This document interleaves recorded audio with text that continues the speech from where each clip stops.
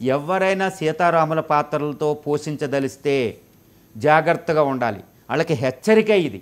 ఒక అంజలి రాముణ్ణి అద్భుతంగా తెలుగు ప్రజలు ఆదరించారన్నమాట. ఇంకా చాలా భాషల్లో వచ్చినాయి. కానీ ఇప్పుడు సీతారాముల పాత్రలో ఉన్నవాళ్ళు ఇప్పుడు చూడండి, ఆది పురుషులో ప్రభాస్ని యాక్సెప్ట్ చేయలేదు. ఈ కృతి సనామ్ ఈరోజు బాయ్ ఫ్రెండ్తో ఇక్కడెక్కడ తిరుగుతుంటే, బిగినిలో తిరుగుతుంటే చూడలేకపోతున్నారు ప్రజలు. ఈ విషయాన్ని గుర్తుపెట్టుకోవాలి.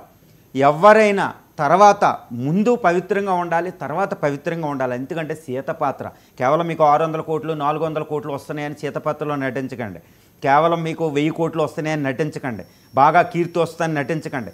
పవిత్రత మెయింటైన్ చేయండి. ఫర్ ఎగ్జాంపుల్ ఎన్టీఆర్ గారు వీరబ్రహ్మానంద గారు స్వామి పాత్రను పోషించినప్పుడు, కృష్ణుడు పాత్ర పోషించినప్పుడు, రాముడు పాత్ర పోషించినప్పుడు ఆయన ఉపవాసంలో ఉండి ఒక అద్భుతమైన తేజస్తో నటించడం వల్ల ఆయన చీఫ్ మినిస్టర్ అయ్యారు. గుర్తుపెట్టుకోవాలి. తమిళనాడులో కూడా ఎంజీఆర్ కూడా అంతే, కర్ణాటకలో కూడా అంతే, మహారాష్ట్రలో అంతే, ఉత్తరాదిలో కూడా అంతే. గుర్తుపెట్టుకోవాలి. ఈ పాత్రలు పోషించిన వాళ్ళు పాతివృత్యాన్ని, ఆ సాక్రెడ్నెస్ని, ఆ పాత్రలకు తగ్గట్టు జీవితం లేకపోతే వాళ్ళు నశించొద్దు. మీరు 4000 కోట్లు కాదండి, 10,000 కోట్లు పెట్టి తీసిన పీపుల్ యాక్సెప్ట్ చేయరు. ఇప్పటికి కూడా అయోధ్య రామ మందిరం నిర్మించినప్పుడు అప్పుడు సీతగా